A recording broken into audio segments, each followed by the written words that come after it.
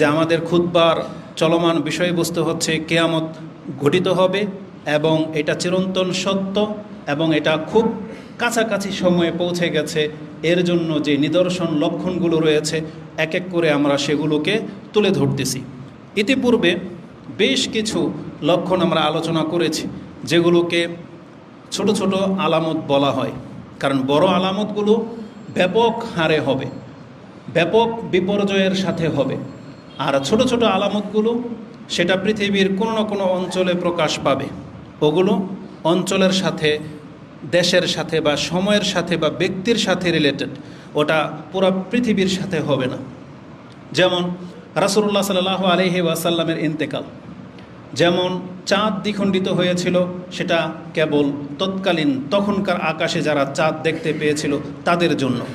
যেমন আরব দেশগুলো মরুভূমির জায়গায় এখন সবুজায়ন হয়ে যাচ্ছে, তারপরে ফোরাত নদীতে শুকিয়ে যাবে, স্বর্ণ বের হবে, তাহলে অঞ্চল ভিত্তিক। এইভাবে বেশ কিছু আলামত রয়েছে যেগুলো আমরা কোরআন হাদিস থেকে জানতে পারতেছি। গত পর্বে আমরা যেই বিষয়গুলো আলোচনা করেছিলাম তার একটা ছিল যে মানুষ পরিচিতি ছাড়া সালাম দেবে না, এটা আমরা গত পর্বে আলোচনা করেছি।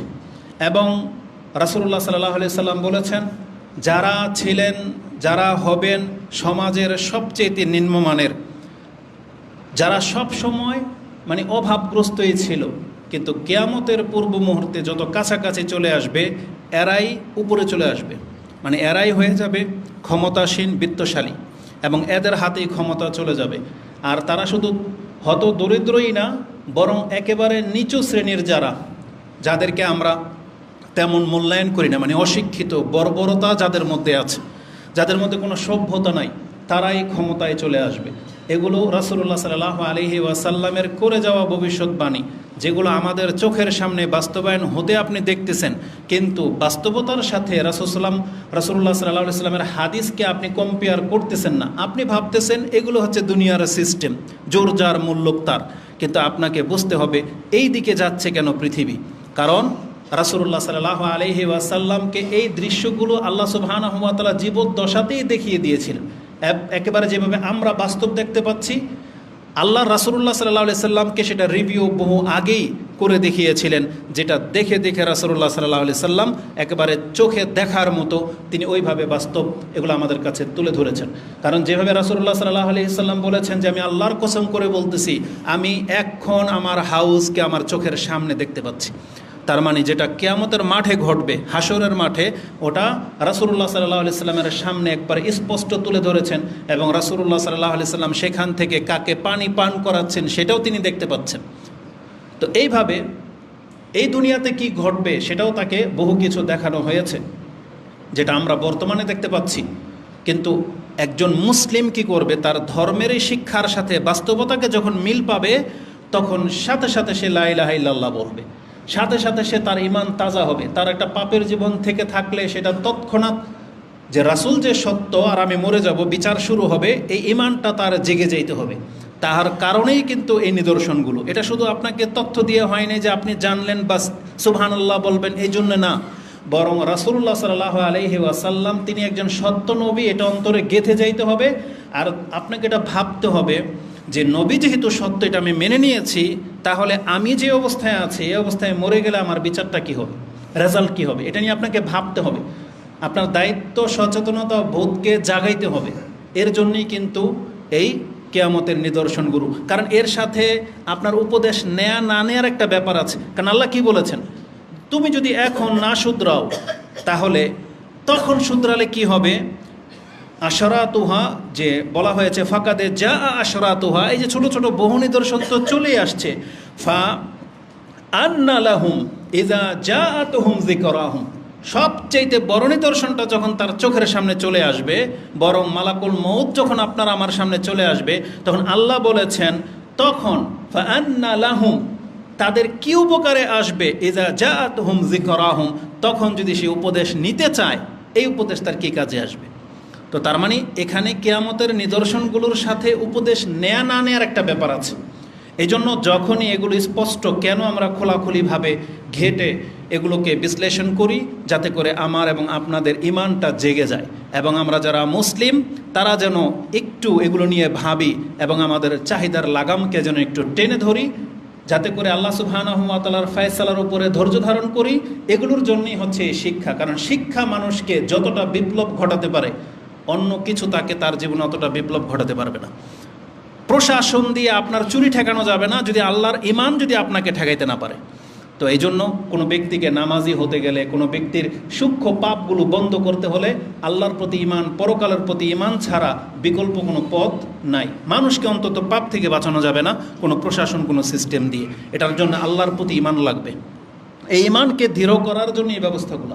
তো রাসূলুল্লাহ সাল্লাল্লাহু আলাইহি ওয়াসাল্লাম তিনি আমাদেরকে জানিয়েছেন যে যারা হবে নিম্নমানের লোক তারাই পুঁজিপতি হয়ে যাবে, তারাই নেতা হয়ে যাবে। এটা আগামীতে আরও কত স্পষ্ট প্রকাশ পাবে তা তো জানি না, যদি আমরা বেঁচে থাকি তাহলে দেখতে পাবো। কিন্তু বর্তমানে এই হাদিসের সাথে আপনি কত মিল পাচ্ছেন।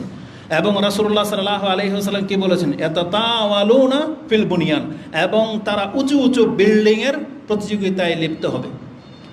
যেহেতু রাসূলুল্লাহ সাল্লাল্লাহু আলাইহি ওয়াসাল্লাম তার অবস্থানে থেকে তিনি বর্ণনা করেছেন, আর তার জাতিকে তিনি ভালোই চিনেন, ভালোই দেখেছেন যে এরা বকরি চড়ানো জাতি ছিল, যারা ছিল রাখাল। আজকে তাদের এত সম্পত্তির মালিক তারা হয়ে গেছে যে এক দেশ আরেক দেশের সাথে কম্পিটিশন করে কার বিল্ডিং কত উঁচু হবে এটা নির্মাণ শুরু হয়ে গেছে। তাহলে রাসূলুল্লাহ সাল্লাল্লাহু আলাইহি সাল্লামের এই হাদিসের সাথে যদি এটাকে অন্তত আপনি জোড়া দেন, তাহলে ওই বিল্ডিংয়ের দিকে না তাকিয়ে রাসূলুল্লাহ সাল্লামের হাদিসের দিকে আমাদের তাকানো উচিত, যে তাহলে আমাদের পরিস্থিতি এই দিকেই যাচ্ছে। তৃতীয় যে বিষয়টা ছিল, রাসূলুল্লাহ সাল্লাম বলেছিলেন যে স্বজন প্রীতি বেড়ে যাবে। মানে যার সাথে যার দলীয়করণ বা পানা দেনার সম্পর্ক আছে তাদেরকেই প্রাধান্য দেওয়া হবে। অন্য কোনো ব্যক্তি যোগ্যতায় থাকলেও তাকে সেই দায়িত্ব দেওয়া হবে না, শুধুমাত্র তার পরিচিতি হওয়ার কারণে। এটা হচ্ছে স্বজনপ্রীতি যেটাকে বলে। যেমন রাসূলুল্লাহ সাল্লাল্লাহু আলাইহি ওয়াসাল্লামকে বলা হয়েছিল যে ইয়া রাসূলুল্লাহ, অমুককে আপনি এই দায়িত্ব দিয়েছেন, তাহলে আমাকে আপনি কোনো একটা দায়িত্ব দেন। তখন রাসূলুল্লাহ সাল্লাল্লাহু আলাইহি সাল্লাম এই কথাটা বলেছিলেন, আজকে তো আমি স্বজনপ্রীতি করতেছি না, আজকে তো আমি যোগ্যতার ভিত্তিতে দিচ্ছি, কিন্তু আজকে তুমি আমার পরিচিত সাহাবী বিদায় আমি যদি আজকে তোমাকে দিয়ে দিতাম, এটা ছিল স্বজনপ্রীতি। কিন্তু রাসূল কি বলেছেন, আমার পরে খুব শীঘ্রই তোমরা দেখতে পাবে স্বজনপ্রীতি শুরু হবে। যেটা তুমি এখন চাচ্ছ এটা খুব আমার পরে শুরু হবে। যে যাকে চিনে সেই ভিত্তিতে তাকে দায়িত্ব দিয়ে দেওয়া হবে, যোগ্যতার ভিত্তিতে দেওয়া হবে না। এবং সেই হাদিসে আমাদের জন্য একটা সতর্ক করা হয়েছিল। ওসাইদ ইবনে হুদায়ের তিনি বলছেন, আন্না রাজুলান মিনাল আনসার, আনসারদের মধ্য থেকে একজন সাহাবী বলেছিল, কালা ইয়া রাসূলুল্লাহ ইস্তামালতা ফুলানান, অমুক ব্যক্তিকে এই দায়িত্ব দিয়েছেন, ওয়ালাম তাস্তামিলনি, আপনি আমাকে কোনো দায়িত্ব দিলেন না বা দিবেন না। ফাকালা রাসূলুল্লাহ সাল্লাল্লাহু আলাইহি ওয়াসাল্লাম, ইন্নাকুম সাতারাউনা বাদি আসারাতান, খুব শীঘ্রই তোমরা স্বজনপ্রীতি দেখতে পাবে। এখানে এই আনসারি সাহাবীর সাথে স্বজনপ্রীতির কথাটা কেন আসলো? কারণ রাসূলুল্লাহ সাল্লাল্লাহু আলাইহি ওয়াসাল্লাম আনসারদেরকে নিজের দলের লোক বা নিজের লোক মনে করতেন। তিনি বলতেন, আমি আনসারদের মধ্যে একজন। যদি হিজরতের সম্মান না থাকতো তাহলে আমি নিজেকে আনসারি বলে দাবি করতাম। এটা রাসূলুল্লাহ সাল্লাল্লাহু আলাইহি ওয়াসাল্লাম তাদের মর্যাদায় বলেছিলেন, তার মানে আমার লোক। তখন আমাদেরকে যখন বলা হবে রাষ্ট্রপক্ষের কেউ যে আপনি নেতা হয়েছেন, অমুককে দায়িত্ব দিয়েছেন, আমাকে দিলেন না, তার পরিচিত কেউ যদি বলে, এটা হলো স্বজনপ্রীতি। এই কথাটাই রাসূলুল্লাহ বলেছেন, ইন্নাকুম সাতারাউনা বাদি, আমার পরে খুব শীঘ্রই তোমরা স্বজনপ্রীতি দেখতে পাবে, আসারাতান। তারপরে তিনি তার প্রকৃত উম্মতদেরকে একটা উপদেশ দিয়ে গেছেন। রাসূল সাল্লাল্লাহু আলাইহি সাল্লাম বলেছেন, আসারাতান ফাসবিরু, তোমাদের কাজ হচ্ছে ধৈর্য ধারণ করো। তোমার যোগ্যতা থাকা সত্ত্বেও যখন তোমাকে সে সম্মানটা দেওয়া হবে না, ফাসবির, তুমি তোমার অধিকারের ক্ষেত্রে লড়াই করো না, তুমি থামো, সাবধানে থামানে সতর্ক হও, বা ফাসবিরু, ধৈর্য ধারণ করো। কতক্ষণ পর্যন্ত? হাত্তা তালকাউনি আলাল হাউদ, আমার সাথে হাউজে কাউসারে তোমার সাক্ষাৎ হবে, সেই পর্যন্ত তুমি ধৈর্য ধারণ করে থাকো। তার মানে এখানে রাসূলুল্লাহ সাল্লাল্লাহু আলাইহি ওয়াসাল্লাম কেবল ওই ব্যক্তিদেরকে পরামর্শ দিচ্ছেন যার মুখ্য উদ্দেশ্য হবে পরকাল, আমার হাতে পানি পান করা, তাহলে সে যেন দুনিয়ার কোনো লোভের কারণে লড়াই না করে। তাকে দেওয়া হয় নাই, সে থেমে যাবে, কিন্তু সে যেন এটা নিয়ে লড়াই না করে, বরং বলা হয়েছে ফাসবির, তোমরা ধৈর্য ধারণ করো। এই হাদিস ইমাম তিরমিজি রাহিমাহুল্লাহ কোট করেছেন 2189। আমরা যখন এই হাদিস বয়ান করি তখন এটা আবার এক শ্রেণীর গায়ে লাগে। রাজনীতি যারা করে, বিশেষ করে গণতান্ত্রিক টার্মের রাজনীতি যারা করে, তাদের গায়ে লাগে এবং তারা আমাদেরকে মাদখালি বলে, তারা আমাদেরকে ওই যে নেতানিয়াহুর সন্তান বলে, সৌদি আরবের বাদশাদের সন্তান বলে, মানে আমাদেরকে ওই দিকে ঠেলে দেয়। মানে সরকারের বিরুদ্ধে বলতে পারাটা হচ্ছে জিহাদ, আর এটা হচ্ছে সাহসিকতা। আর যখন আপনি হাদিসের রেফারেন্স দিয়েও কথা বলবেন, তখন তারা আমাদেরকে সরকারি দলের লোক বলে।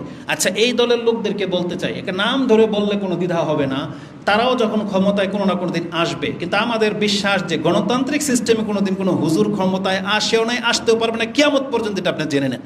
কারণ হুজুর বা ইসলামিক দলকে খেলাফতে আসতে হলে রাসূলুল্লাহ সাল্লাল্লাহু আলাইহি সাল্লামকে দিয়ে আল্লাহ সেই পথ পন্থা শিক্ষা দিয়েছেন। সেটা কি? দাওয়াত দাও, কিছু লোক তৈরি হয়ে যাবে, তারপরে জিহাদ। এটা হচ্ছে মূলনীতি।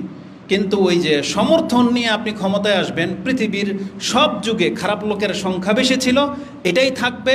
অতএব খারাপ লোক কোনো দিন আপনাকে ভোট দেবে না। বরং আপনি দেখতে পাবেন, আমরা তো ছোট, অত বড় কথা বলি না, কিন্তু দুঃখজনক মানে হলেও সত্য, মুসলিম ঘরের সন্তান এই গণতান্ত্রিক সিস্টেমে জড়িয়ে সে এখন যেটা ছিল তার অন্তরে লুকায়িত, আল্লাহ যে বলেছেন এগুলো ফিতনা, আর আমি প্রমাণ করে দেব কে মুনাফেক আর কে সত্যবাদী, এটা তার জবান দিয়ে, তার আমল দিয়ে প্রমাণ পেয়ে যাবে। অথচ বাংলার জমিনের বড় নেতারাও নাকি প্রকাশ্য বলতেছে সে নাকি ধর্মীয় যে বিধান, আল্লাহর যে আইন, এটা নাকি বিশ্বাসই করে না। বুঝেন? আল্লাহ যেন আমাকে এবং আপনাদেরকে এই ধরনের গুমরাহি থেকে আল্লাহ যেন হেফাজত করে। আল্লাহ যে বলেছে তুমি মুসলিম হয়ে ময়ূর, এটা কিন্তু খুব সেন্সিটিভ একটা বিষয়।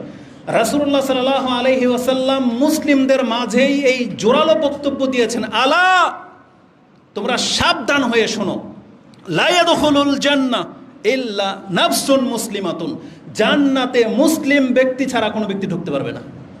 এখানে বলা হয় না এই সৎলোক, বলা হয়েছে মুসলিম ব্যক্তি। তার মানে একজন মুসলিম যদি অসৎ হয়, শাস্তি পাওয়ার পরও হইলেও জান্নাতে যাবে, কি যখন ওর পরিচয়টা হবে কি মুসলিম। কিন্তু এই ব্যক্তি যদি বলে আমি আল্লাহর বিধানের বিশ্বাসী না, আস্তাগফিরুল্লাহ তাওবা, অথচ এদের জানাজায় কিন্তু লাখো মানুষ হবে না।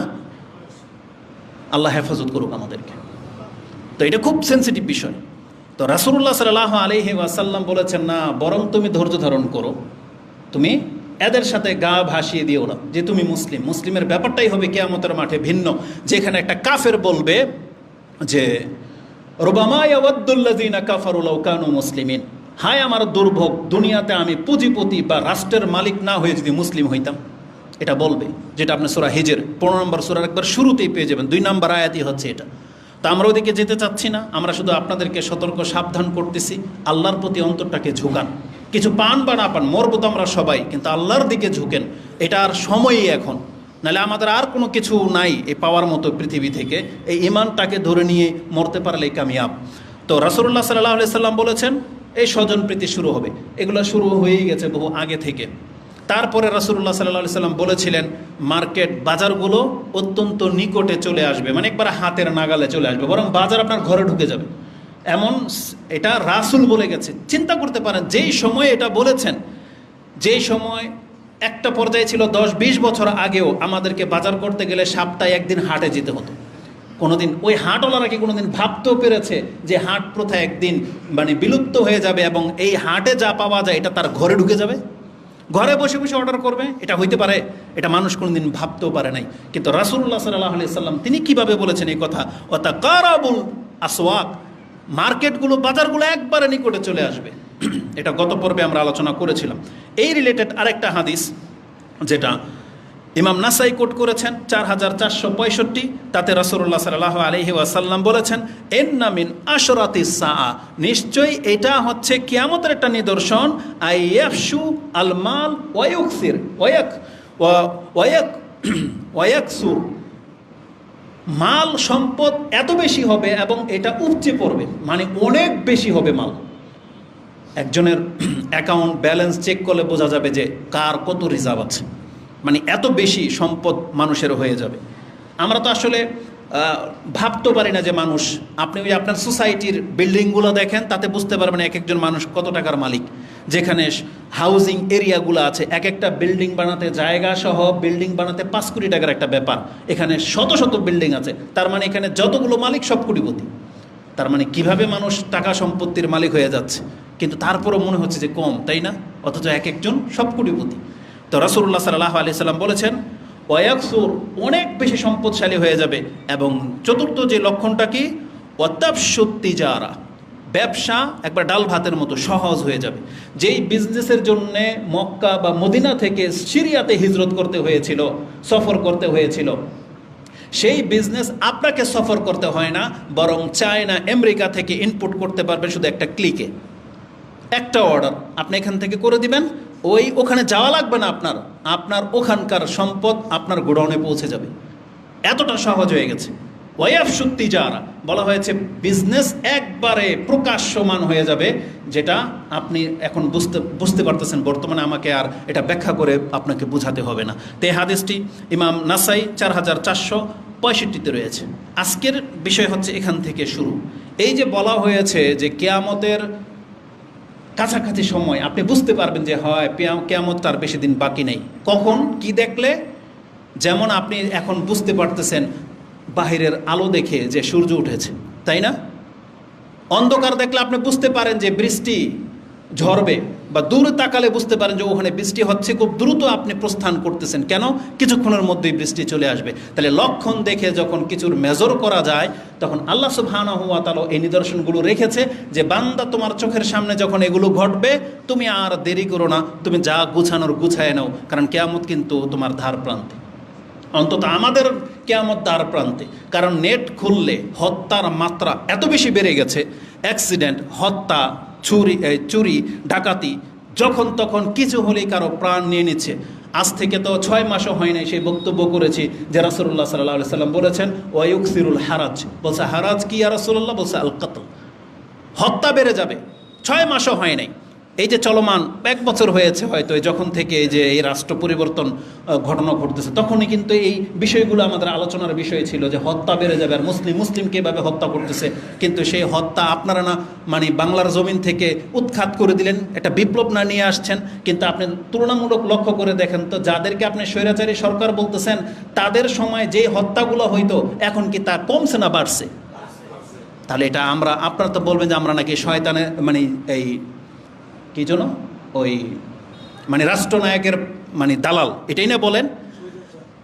এই যে যাদেরকে আপনি স্বৈরাচার বলতেছেন, আপনি ক্ষমতায় বসেন, আপনিও একদিন এই স্বৈরাচার রূপে এই নামে আপনি পরিচিত হবেন। কারণ বাংলাদেশের গণতান্ত্রিক সিস্টেমটাই এটা, যেই ওখানে যাবে স্বৈরাচার ছাড়া কোনোদিন এই চেয়ারের কেউ আশা করতে পারে না। আর আপনি জেনে নেন, যারা এটার পক্ষে লড়ে, যারা এটার পক্ষে কাজ করতেছে, কোনো ভালো মানুষ কোনোদিন ইলেকশন করতে পারে না, এটা জেনে নেন। এই সিস্টেম, তার মানে যে চেহারাটা আপনি দেখতে পাবেন, আপনি জেনে নেন নিঃসন্দেহে তার ব্যাকগ্রাউন্ড চেক করা ছাড়াই আমি আপনাকে বলতেছি, কোনো ভালো মানুষ কোনো দিন ক্ষমতা পাওয়ার জন্য চাইতেই পারে না, লড়াই করবে দূরের কথা। যেখানে রাসূল বলেছেন যারা চায় তাদেরকে আমরা ক্ষমতা দেই না, আর আপনি ক্যান্ডিডেট হয়ে বসে আছেন, মানে কি? আপনি ধর্মই বোঝেন নাই। তো কথা হচ্ছে যে ব্যবসা এমনভাবে ছেয়ে যাবে, ও 2বার কথাটা বলতে গিয়ে বারবার ঘুরে গেছি, যে আচরণটা আজকে আমাদের এই সরকারের পক্ষে মানে ক্ষেত্রে, আপনিও ক্ষমতায় বসলে আমাদের চরিত্র এইটাই থাকবে। মানে আপনি যখন ক্ষমতায় বসবেন, আমরা কেউ আপনার বিপক্ষে কথা বলবো না। কেন? আপনিও যখন স্বজনপ্রীতি করবেন, আপনার দলের লোকদেরকে প্রাধান্য দিবেন, এমপি মন্ত্রী বানাবেন, তখনও আমাদেরকে দেখতে পাবেন আমরা এই কথাটাই বলতেছি। আপনাদেরকে বলবো ধৈর্য ধারণ করেন, তাদের বিপক্ষে কথা বললেন না, বা তাদের বিপক্ষে অস্ত্র ধরেন না। কেন? এটা হচ্ছে মূলনীতি। কারণ একদিন ক্ষমতায় আপনারা হয়তো যাবেন, তখন আমাদেরকে এই নীতিতেই পাবেন। তখন আপনি বুঝতে পারবেন যে এই নীতিটা কত চমৎকার নীতি। মানে যেই ব্যক্তি ক্ষমতার, তাকে টেনে নামানোর যে নীতি, এটা যে নোংরা নীতি, এটা আপনার মধ্যে জ্ঞান ঢুকলে আপনি বুঝতে পারবেন যে এটা কতটা মন্দ নীতি। তো আর সবচেয়ে এইটাই বেটার যে যেই ব্যক্তি বসে গেছে তো বসে যাবে, তাকে শুধরানোর চেষ্টা করতে হবে। এটা হচ্ছে সঠিক নীতি। আল্লাহদেরকে বুঝদান করুন, আমিন। তো রাসূলুল্লাহ সাল্লাল্লাহু আলাইহি সাল্লাম বলেছেন ব্যবসা আম হয়ে যাবে, এটা ভালো কিছু। কিন্তু এর সাথে কিয়ামতের লক্ষণ কি? রাসূলুল্লাহ সাল্লাল্লাহু আলাইহি ওয়াসাল্লাম বলেছেন যে ব্যবসাটা এত আম হয়ে যাবে। এটার আরেকটা হাদিস রয়েছে, রাসূলুল্লাহ সাল্লাল্লাহু আলাইহি সাল্লাম বলেছেন ওয়াতাফশুত তিজারা, এটা মানে ব্যবসাটা একবারে সহজলভ্য হয়ে যাবে। যার ফলে কি হবে? হাত্তা তুইনুল মারআতু যাওজাহা আলা তিজারা, ব্যবসা এতটা আম হয়ে যাবে, সাধারণ হয়ে যাবে যে ঘরের স্ত্রীরাও তার স্বামীদের সাথে ব্যবসায় নেমে যাবে। তার মানে ব্যবসা তো পুরুষদের কাজ ছিল, কিন্তু রাসূল বলেছেন এই ব্যবসাটা এত বেশি সহজলভ্য হয়ে যাবে যে তার স্ত্রীও ব্যবসায় এত লাভবান বা এত ব্যস্ততা বেড়ে যাবে যে ঘরের স্ত্রীরাও তাদের স্বামীদের সাথে কি করবে, এই ব্যবসায় অংশ নেবে। এটা রাসূল বলেছেন।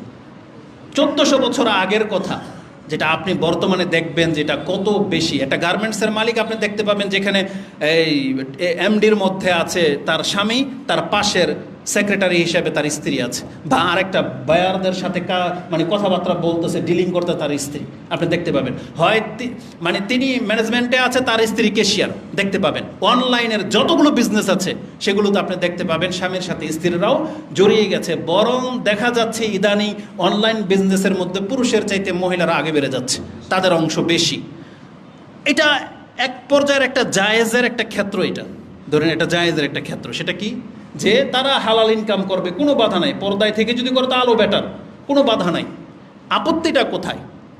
রাসূলুল্লাহ সাল্লাল্লাহু আলাইহি সাল্লাম বলেছেন আপত্তিটা হলো আমরা যেটা দেখতে পাচ্ছি, জায়েজ ক্ষেত্রে আপনি করতে পারেন, কিন্তু আমরা ইদানিং যেটা দেখতে পাচ্ছি স্বামী স্ত্রী কিভাবে রোমান্স করতে হয়, মানে বেডরুমের ভিতরে কি করে একটা পার্সোনাল লাইফে, সেগুলো প্রচার করে দিয়ে ইনকামে নেমে গেছে। এটা কত বড় একটা ব্যাপার আপনি বলেন। ও দাবি করতেছে এটা ওর স্ত্রী, মূলত একটা গার্লফ্রেন্ড বানিয়ে নিছে বা একটা টিম বানিয়ে নিছে যে আমরা টিকটক করি। আসলে একটা মহিলাকে তার স্ত্রী বানিয়ে নিয়েছে, ওদের সংসার কয়দিন টিকবে?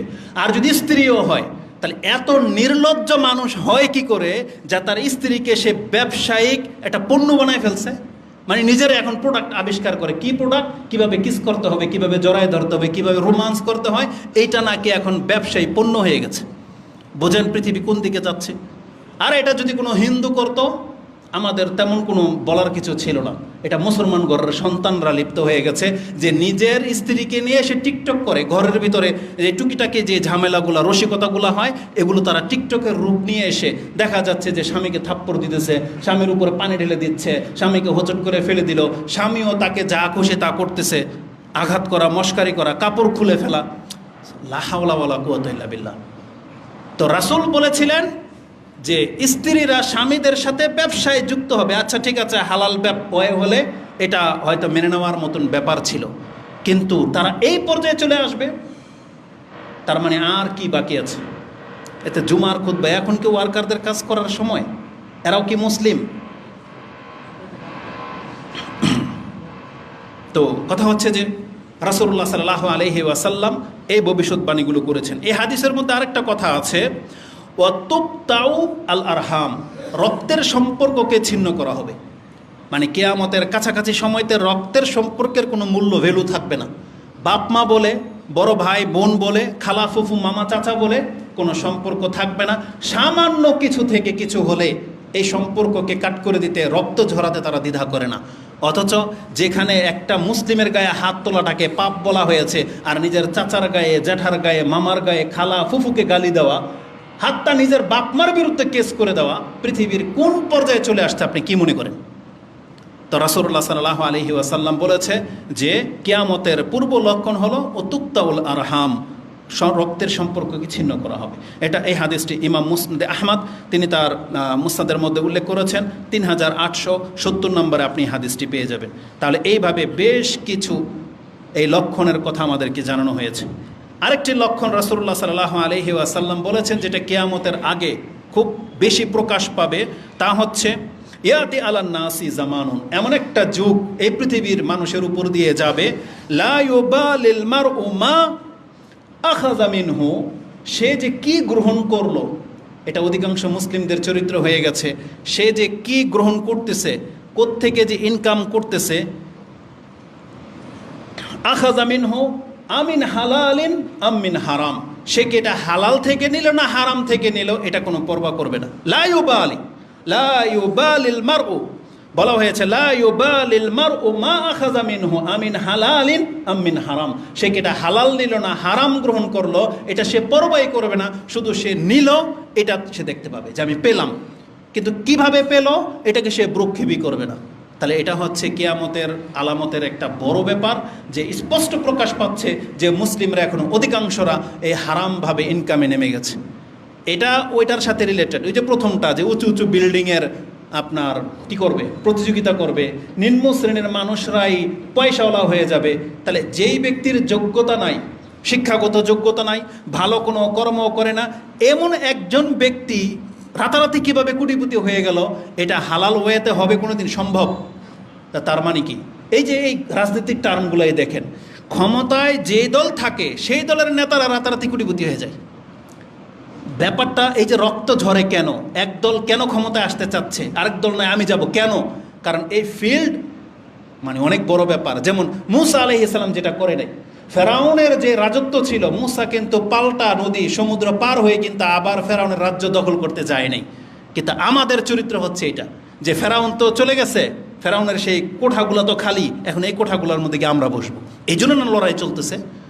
তাহলে আজীব ব্যাপার, কারণ কি এই জায়গাটাতে যেতে পারলেই কোটিপতি। সমন্বয়কের দাবি করে যেই ব্যক্তির বাবা নাকি রিক্সা চালাতো, সেও নাকি এখন কয়েক কোটি টাকার মালিক। আর এগুলো তো আপনারা রিপোর্ট করেন, আমরা তো তদন্ত করতে যাইনি। তার মানে এগুলো আমাদের চোখের সামনে এগুলো। তো রাসূলুল্লাহ সাল্লাল্লাহু আলাইহি ওয়াসাল্লাম বলেছেন, সে কি হালাল নেবে না হারাম নেবে এটা মুসলিম দেখবে না, সে শুধু কোটিপতি হবে, এটাই হচ্ছে তার স্বপ্ন।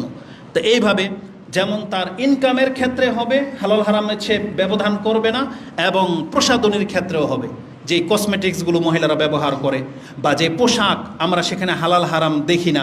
এবং খাদ্য গ্রহণ করার ক্ষেত্রেও কি খাচ্ছি, হালাল খাচ্ছি না হারাম খাচ্ছি, সেটা দেখা দেখি নাই। যেমন আজকে অধিকাংশ মানুষ যারা সিগারেট খোর, জর্দা খোর আছেন, আপনি কোনোদিন এটা ভাবেনও নাই যে আমি সব সময় হারাম খাই, আপনি এটা ভাবেনও না কোনোদিন। আপনি মনে করেন এটা একটা মানে হয় জায়েজ, এরকমই মন্দ জিনিস, কিন্তু এটা হারাম খাচ্ছেন আপনি, বিবেক আপনাকে নাড়া দেয় না কখনো যে আমি এটা হারাম খাচ্ছি। সুদখোর কোনোদিন এটা হারাম হিসাবে খায় না, সেটাকে হালালের মতো করে খাচ্ছে। তো রাসূলুল্লাহ সাল্লাল্লাহু আলাইহি ওয়াসাল্লাম তিনি কি বলেছেন, সামিয়াতু নবী সাল্লাল্লাহু আলাইহি ওয়াসাল্লাম ইয়াকুল লা ইয়াকুনান্না মিন উম্মতি আকওয়ামান, অবশ্যই আমার জাতির মধ্যে, আমার উম্মতের মধ্যে এমন জাতিদের আবির্ভাব ঘটবে, ইয়াস্তাহিল্লুনাল হিররা ওয়াল হারির, যারা জেনাকে, পরক্রিয়া করা জেনাটাকে এবং রেশমটাকে তারা হালাল করে নেবে। মানে আমার উম্মতের মধ্যে এমন জাতি তৈরি হবে, রাসূল বলেছেন, যে যেটা জেনাকে, রেশমকে, ওয়াল খামরু নেশাকে, মদকে, ওয়াল মাজিফ এবং বাদ্যযন্ত্রকে তারা এটাকে হালাল হিসেবে নেবে। তার মানে একবার এটাকে, এটা যে হারাম এটার কোনো দ্বিধাই তার থাকবে না। আজকে এমন কোন ঘর বাকি আছে যে ঘরে মিউজিক বাজে না? এমন কোন ঘর বাকি আছে, এমন কোন বিয়ে শাদী আছে যেটা মিউজিক ছাড়া হয়? এমন কোন বার্থডে, একটা বার্থডে পালন করাটাই না যায়, উপরন্ত আবার আপনি এর মধ্যে মিউজিক, হিন্দুয়ানা, ওই খ্রিস্টানের সর্ব রীতিনীতি চালু করেছে। এমন কোনো বিয়ে শাদী হয় না মিউজিক ছাড়া।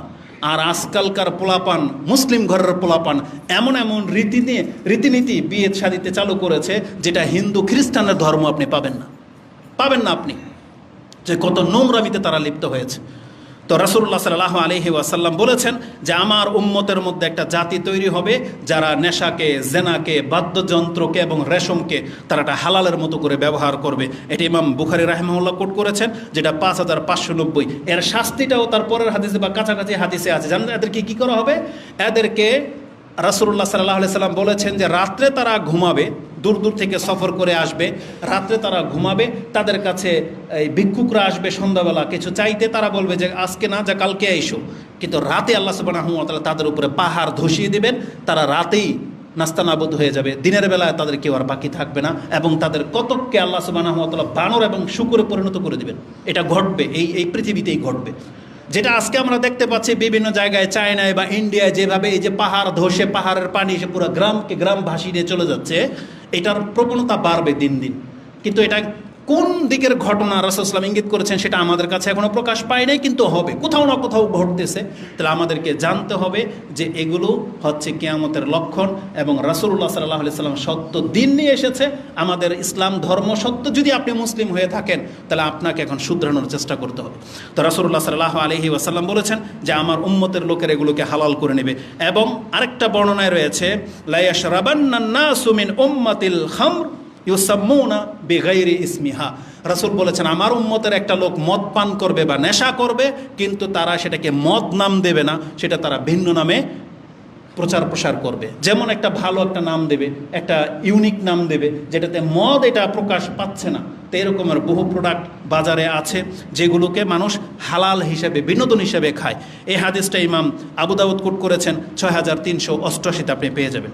এবং রাসূলুল্লাহ সাল্লাল্লাহু আলাইহি ওয়াসাল্লাম বলেছেন হারাম কাজের মধ্যে একটা কাজ এটাও, যেটা কিয়ামতের একটা লক্ষণ বলা হয়েছে, সেটার প্রবণতাও বাড়বে। সেটা কি? যারা এই যে হিজাব লাগায়, কলপ লাগায়, যেটা চুলে এবং দাড়িতে মহিলারা এবং মাথায় লাগায়, রাসূল বলেছেন সেটা কেমন? আমরা যেটাকে জালালি কবুতর বলি, মূলত জালালি বলে কোনো কবুতর নাই, মক্কা মদিনাতে আপনি অহরহ দেখতে পাবেন। সেই কবুতরের কালার কি? সবুজ বা গ্রে, কিন্তু তার এই যে যেখানে খাদ্যটা থাকে থোতার নিচে, এটা একবারে কুচকুচে কালো, এমন নীল বর্ণ এবং চিকচিক করে দেখবেন, একটা আফসন কালারের একটা মানে গ্লেজ মারে। তাহলে আমার উম্মতের মধ্যে খেজাব লাগাবে এমন কালোর কালো, যেরকম ঠিক ওই কবুতরের থুতনার মতো এরকম চিকচিক করবে। রাসূল সাল্লাল্লাহু আলাইহি ওয়াসাল্লাম বলেছে এটা কিয়ামতের একটা লক্ষণ। এই হাদিসটি ইমাম আবু দাউদ পেশ করেছেন। ইয়াকুনু কাওমুন ইয়াখদিবুনা ফি আখিরিজ জামান, বলা হয়েছে শেষ জামানার লোকেরা এরকমের কলব ব্যবহার করবে, বি আসওয়াদ, মানে এমন কালোর কালো দিয়ে, কা হাওয়াসিল হামাম, ওই কবুতরের ওই কালো জায়গাটার মতো এরকম করে চকচক করবে। লা ইয়ারিহুনা রাহিয়াতিল জান্নাহ, এরা জান্নাতে ঢুকবে দূরের কথা, জান্নাতের ঘ্রাণ পর্যন্ত পাবে না। তার মানে কতটা শাস্তির সাথে হাদিসটাকে ব্যক্ত করা হয়েছে। আর বলা হয়েছে আখিরিজ জামান, এটা শেষ যুগের লোকদের আচরণ হবে। তো এই হাদিসটা কোথায় আছে? আবু দাউদে আছে 4212। তো রাসূল বলেছেন মুসলিমদের অবস্থা হয়ে যাবে, তারা হারামের সাথে এমনভাবে মিশে যাবে সেগুলোকে তারা হারাম বলে মনে হবে না। এগুলো ছিল কিয়ামতের লক্ষণ। আর রিসেন্টলি যেটা ঘটে যাচ্ছে, যেই হাদিসটাকে কেন্দ্র করে আজকের খুতবা, সেটা হচ্ছে রাসূলুল্লাহ সাল্লাল্লাহু আলাইহি সাল্লাম বলেছেন কিয়ামতের কাছাকাছি সময় পৃথিবীতে প্রচুর বৃষ্টিপাত হবে। আপনি কি জানেন বৃষ্টিপাত হওয়া আল্লাহর রহমত, এটা আল্লাহ সুবহানাহু ওয়া তাআলার অনুগ্রহ। কারণ বৃষ্টির মাধ্যমে আমরা রিজিক প্রাপ্ত হই। যদি বৃষ্টি বন্ধ হয়ে যায় রিজিক বন্ধ হয়ে যাবে, কিন্তু এই বৃষ্টি আবার আযাব হয়ে পতিত হবে, এটা কিয়ামতের একটা লক্ষণ। রাসূলুল্লাহ সাল্লাল্লাহু আলাইহি ওয়াসাল্লাম তিনি বলেছেন, আনাবি হুরায়রা আন্না রাসূলুল্লাহ সাল্লাল্লাহু আলাইহি ওয়াসাল্লাম ক্বালা লাইসাতিস সানাতু বিআল্লা তুমতার, বৃষ্টি না হওয়ার কারণেই শুধু দুর্ভিক্ষ হয় না, বরং দুর্ভিক্ষটা বৃষ্টি না হলে যেমন হয়, এটা শুধু বৃষ্টি না হওয়ার কারণেই দুর্ভিক্ষ হবে না। দুর্ভিক্ষ মানে কি? ফসল হয় না, কারণ বৃষ্টি নাই, ফসল হবে না, তখন খাদ্যের সংকট দেখা দেবে, তখনই দুর্ভিক্ষ। এটা শুধু বৃষ্টি না হওয়ার কারণে হবে না, বরং রাসূল বলেছেন ওয়ালাকিন্নাস সানাতু, তবে একটা সময় আসবে দুর্ভিক্ষ লাগবে, তুমতারু ওয়া তুমতারু, এত পরিমাণ তোমাদের উপরে বৃষ্টি বর্ষণ করা হবে, ওয়ালা তুনবিতুল আরদু শাইআন, যে জমি কোনো ফসল উদ্গতন করবে এর কোনো ক্ষমতাই জমির থাকবে না। তার মানে জমিন তার উর্বরতা হারাবে, জমিনে সবসময় পানি ডুবে থাকবে, জমিনে কোনো ফসল হবে না, ধান, কোনো সবজি, কোনো কিছুই হবে না। আর যদি এটা এক বছর যদি কোনো দেশের রাষ্ট্রের জমি যদি পানির নিচে ডুবে থাকে, তার পরের বছর দেখেন আপনার অবস্থাটা কী হয়। এক বছরে যখন আমাদের সমস্ত রিজার্ভ খাদ্যের গোডাউনগুলো সব খালি হয়ে যাবে, তার পরের বছর বুঝতে পারবেন যে দুর্ভিক্ষ কী জিনিস। আর এটার ভাব আপনি এখন দেখতে পাচ্ছেন, আপনার যারা নেট খোলেন দেখতে পাচ্ছেন চায়নাতে কি পরিমাণ বৃষ্টি হয়েছে, ইন্ডিয়াতে হচ্ছে, পাকিস্তানের একটা অঞ্চলে হচ্ছে, ইউরোপগুলোর দেশগুলোর মধ্যে হচ্ছে। আপনি কি মনে করেন এই বাংলাদেশের প্রভাব পড়বে না? তো আমরা আল্লাহর কাছে এই অনিষ্ট থেকে আল্লাহর কাছে আশ্রয় চাচ্ছি। আল্লাহ তুমি আমাদেরকে হেফাজত করো। যেহেতু রাসূলুল্লাহ সাল্লাল্লাহু আলাইহি সাল্লামের ওয়াদা সত্য, আর আল্লাহ সুবহানাহু ওয়া তাআলার মাধ্যমে তিনি এটা বলেছেন, যেহেতু আল্লাহ সুবহানাহু ওয়া তাআলা তিনি এটাকে জানিয়েছেন, অতএব এটা মিথ্যা হইতে পারে না, অতএব আমাদেরকে ভয় করা উচিত। কারণ রাসূলুল্লাহ সাল্লাল্লাহু আলাইহি সাল্লাম বলেছেন আনতুম তারু ওয়া তুমতারু ওয়ালা তুনবিতুল আরদু শাইআন, এমন কি এই জমির মধ্যে এত পরিমাণ পানি বৃষ্টি রিজার্ভ করে দেবে যে সেখানে জমিন আর কোনো ফসল উদ্গত হবে না, যার ফলে দুর্ভিক্ষ দেখা দেবে। এটা ইমাম মুসলিম কোট করেছেন কিতাবুল ফিতনার অধ্যায় 7183 নম্বর এই হাদিসটি রয়েছে। এবং মুসনাদে আহমদে বর্ণনা করা হয়েছে, এটা হচ্ছে কিয়ামতের একটা লক্ষণ। রাসূল বলেছেন লা তাকুমু সাআতু হাত্তা ইউমতারুন নাসু মাতারান আম্মাতান, এমন একটা বছর এমন পরিমাণ বৃষ্টিপাত হবে, ওই বৃষ্টিপাত না হওয়া পর্যন্ত কিয়ামত হবে না। তাতে কি হবে? ওয়ালা তানবুতাল আরদু শাইআন, যার ফলে জমি কোনো ফসল আমাদেরকে দিতে পারবে না। আর যখনই জমির ফসল বন্ধ হয়ে যাবে তখনই পৃথিবীতে দুর্ভিক্ষ দেখা দেবে। এটা ছিল আজকের খুতবার সর্বশেষ পয়েন্ট, যে অধিক বৃষ্টিপাত এটাও একটা আল্লাহর আযাব। আর যেটা আমরা লক্ষ্য করতে পারতেছি যে এই বৃষ্টির কারণে কত অঞ্চল ডুবে যাচ্ছে এবং বন্যার মুখোমুখি আমাদেরকে হতে হচ্ছে। অতএব আল্লাহর কাছে আমাদেরকে আশ্রয় চাইতে হবে। রাসূলুল্লাহ সাল্লাল্লাহু আলাইহি ওয়াসাল্লামের ভবিষ্যৎবাণীগুলো যদি আপনি একটু পড়তেন বা লক্ষ্য করতেন, একটা হাদিস চোখে পড়লো, তা আমি গুগলে সার্চ দিলাম, দেখতে পেলাম মদিনা থেকে তাবুক যুদ্ধ যখন হয়েছে, রাসূল সাল্লাল্লাহু আলাইহি ওয়াসাল্লাম সেখানে গিয়েছেন এবং সেখানে পানি ছিল না। রাসূলুল্লাহ সাল্লাল্লাহু আলাইহি ওয়াসাল্লাম সেখানে বলেছিলেন মুআজ বিন জাবালকে, তুমি যদি বয়স বেশি পাও তাহলে দেখতে পাবে আজকে যেখানে পানি পাওয়া যাচ্ছে না এটা একদিন বাগান হয়ে যাবে। আর সুবহানাল্লাহ, আপনি দেখতে পাবেন সৌদি আরবের সবচেয়ে বড় বাগান আর্টিফিশিয়াল বানানো হয়েছে, সেটা তাবুকেই। আশ্চর্য লাগলো আমার কাছে বিষয়টা। রাসূলুল্লাহ সাল্লাল্লাহু আলাইহি ওয়াসাল্লাম আজ থেকে 1400 বছর পূর্বে বলে গেছেন, ইশারা করে গেছেন যে এই জায়গাটা এক সময় বাগানে পরিণত হবে। আর আজকে দেখেন, আপনি গুগলে সার্চ দিবেন, কত শত হেক্টর জমিকে নিয়ে ওখানে চাষাবাদ করা হয়। সবুজ, ওই জায়গাটা সবুজ, গোল গোল বৃত্তের মতো। আপনি গুগলে সার্চ করলে গুগল 3D আর্থের মাধ্যমে আপনি দেখতে পাবেন। এটা আমি দেখলাম, এটা তাবুকে রয়েছে। সুবহানাল্লাহ। তাহলে এগুলো হচ্ছে কিয়ামতের আলামত। এগুলো জানার পরেও এখনও কি রাসূলুল্লাহ সাল্লাল্লাহু আলাইহি ওয়াসাল্লাম বলেছেন বা আল্লাহ বলেছেন হাল ইয়ানজুরুন, তারপরও তারা অপেক্ষায় থাকবে তওবা করা থেকে, তারপরও তারা সালাত আদায় করা থেকে বিলম্ব করবে, পর্দা করা থেকে নিজেকে মুখ ফিরাবে এবং ডাইরেক্ট বলবে আমি আল্লাহর বিধান মানি না। এরপরেও আল্লাহ সুবহানাহু ওয়া তাআলা আমাদেরকে বোঝার তৌফিক দান করুন। আকুলু লিকাউলি হাযা আস্তাগফিরুল্লাহ লি ওয়া লাকুম ওয়া লিসাইরিল মুসলিমিন ফাস্তাগফিরু ইন্নাহু হুয়াল গফুরুর রাহিম।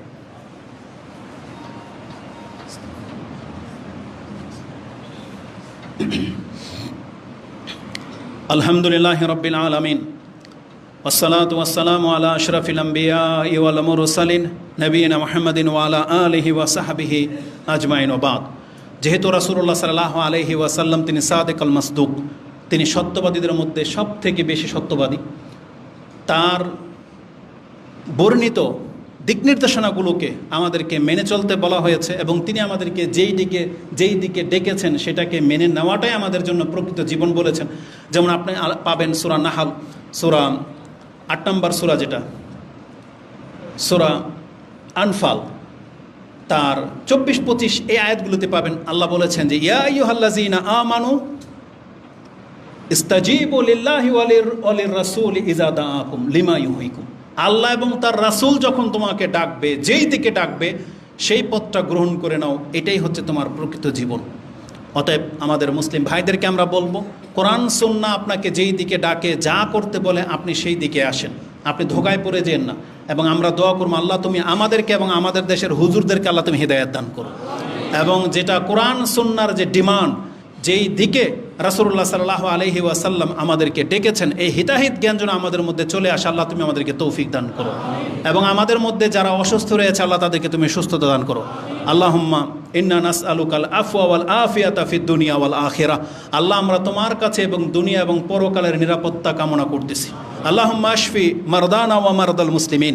আল্লাহ তুমি আমাদের মধ্যে যারা অসুস্থ এবং মুসলিমদের, পুরো বিশ্বের মুসলিমদের মধ্যে যারা অসুস্থ, আল্লাহ তাদেরকে তুমি শিফা দান করো। আমাদের কাছে খবর পৌঁছেছে যে বেশ কিছু পরিবারের মধ্যে প্রায় লোকই অসুস্থ এবং এই মসজিদের কমিটির মধ্যে কয়েকজনই অসুস্থ। আল্লাহ সুবহানাহু ওয়া তাআলা আমাদেরকে যেন সুস্থতা দান করেন, এবং যাদের অনেক বড় ধরনের দুরারোগ্য আছে তা থেকে যেন আল্লাহ আমাদেরকে হেফাজত করেন। আল্লাহুম্মা ইন্না নাউযু বিকা মিন জাহাদিল বালা ওয়া দারাকি শাকা ওয়া সুইল কাদা ওয়া শামাতাতিল আদা। আল্লাহ আমরা তোমার কাছে মারাত্মক ব্যাধি থেকে তোমার কাছে আশ্রয় চাচ্ছি। আল্লাহ তুমি আমাদেরকে হেফাজত করো, এবং যে ওয়াদা রাসূল করেছেন আল্লাহ আমাদের বাংলাদেশের মুসলিমকে আল্লাহ এই ধরনের বিপর্যয় ফিতনা থেকে আল্লাহ তুমি হেফাজত করো, এবং কিয়ামত পর্যন্ত আমাদের উপরে তুমি নিরাপত্তাটাকে বিধিবদ্ধ করে দাও, এবং আমাদের দ্বারা এই বাংলার জমিনে ইসলাম কায়েম করার মতো এমন কিছু সন্তান আল্লাহ তুমি তৈরি করে দাও যারা এই দিনকে প্রতিষ্ঠিত করবে, এবং নিন্দুকের নিন্দা থেকে, হিংসুকের হিংসা থেকে আল্লাহ তুমি আমাদেরকে হেফাজত করো, আমাদের এই মানহাজকে হেফাজত করো, এবং যেটা সঠিক পথ আল্লাহ আমাদেরকে মরার আগে হলেও সেই পথে চলার তৌফিক দান করো। আমিন ইয়া রাব্বাল আলামিন। সুবহানাকাল্লাহুম্মা রাব্বানা বিহামদিকা আশহাদু আল্লা ইলাহা ইল্লা আনতা আস্তাগফিরুকা ওয়া আতুবু ইলাইক।